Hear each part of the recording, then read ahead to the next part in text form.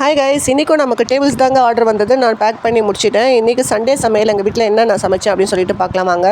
இது வந்து பகாரியா அப்படின்னு நாங்கள் சொல்லுவோம். புலாவ் அப்படின்னு சொன்னால் உங்களுக்கு புரியும்னு நினைக்கிறேன். எப்படின்னு பார்த்தீங்கன்னா பிரியாணி ஐட்டம்ஸ் தான் எதுலேயும் போடுவாங்க. அவ்வளோவா வந்து மசாலாலாம் சேர்க்க மாட்டாங்க. லைட்டாக வந்து ஒயிட் ரைஸ் மாதிரி இருக்கும். இது பார்த்தீங்கன்னா தால்ச்சா அப்படின்னு சொல்லுவோம். இதில் வந்து எல்லா வெஜிடபிள்ஸும் போட்டிருப்பாங்க. வெஜிடபிள்ஸ் மட்டும் இல்லைங்க, இதில் நான்வெஜ் கூட போடலாம். இதில் மட்டன் போட்டால் சூப்பராக இருக்கும். நாங்களும் இன்றைக்கி மட்டன் தாங்க போட்டு செஞ்சோம். ஒரு சிலர் சிக்கன் கூட போடுவாங்க.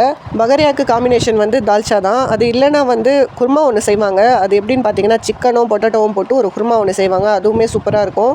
ஒரு சிலருக்கு அந்த காம்பினேஷன் பிடிக்கும், ஒரு சிலருக்கு இந்த காம்பினேஷன் பிடிக்கும். நாங்கள் இன்றைக்கி இதுதாங்க செஞ்சுருக்கோம். உங்களுக்கு எந்த மாதிரி காம்பினேஷன் பிடிக்கும் அப்படின்னு சொல்லிட்டு நீங்கள் கமெண்ட்டில் சொல்லுங்கள். இன்னொன்று சொல்ல மறந்துட்டேன், இந்த பகாரியாவுக்கு வந்து புளிச்சிக்கீரை இருக்குது இல்லைங்களா, அதில் வந்து மட்டனோட குடல் போட்டு செய்வாங்க. அந்த காம்பினேஷனும் ரொம்ப நல்லாயிருக்கும் அப்படின்னு சொல்லுவாங்க. எனக்கு வந்து அவ்வளோவா பிடிக்காது.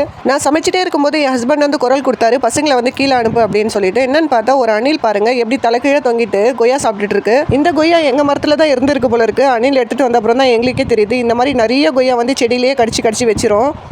இது என்ன எனக்கு அதிசயமாக தெரிஞ்சதுன்னா, எப்படி பொசிஷனில் நின்று சாப்பிடுது பாருங்கள், தலைக்கீழே. அதுவும் கடிச்சு போடுது. அதெல்லாம் எறும்பு வந்து எடுத்துகிட்டு போயிட்டுருக்கு. வெறும் 2 காலில் கிரிப் பிடிச்சிட்டு நிற்குது பாருங்கள். எப்படி தான் நிற்குதுன்னு தெரியல.